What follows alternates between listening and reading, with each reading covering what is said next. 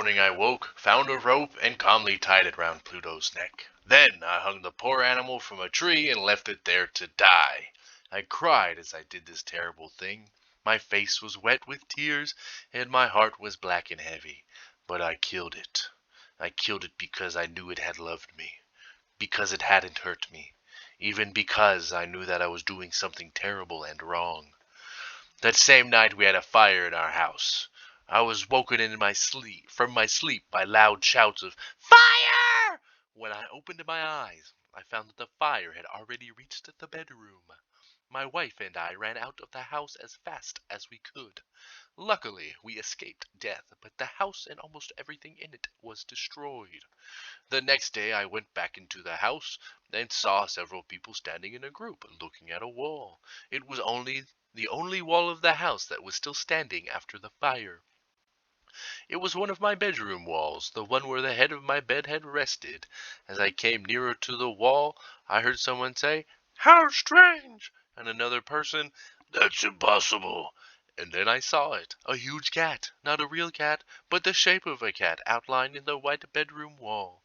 It was as clear as a picture. I could even see a rope around the animal's neck. I stood there in horror, too frightened to move. Then slowly I thought back to the night before. I had left the cat hanging from a tree in the garden at the back of my house. When a neighbor had first noticed the fire, many people had run into the garden.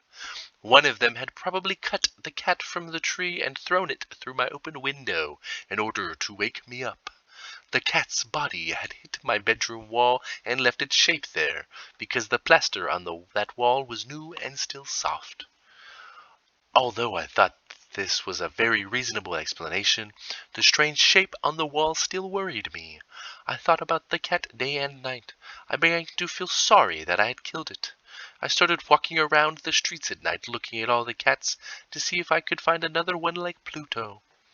One night I was drinking in my favorite bar when I suddenly noticed a large black cat. I went up to it and touched it. It was very large as Pluto had been. It also looked very like Pluto, except for one thing. Pluto had been black all over, but this cat had a white mark on its front. I touched the cat and he immediately lay down against my leg and seemed very friendly towards me. This, I decided, was the cat that I wanted.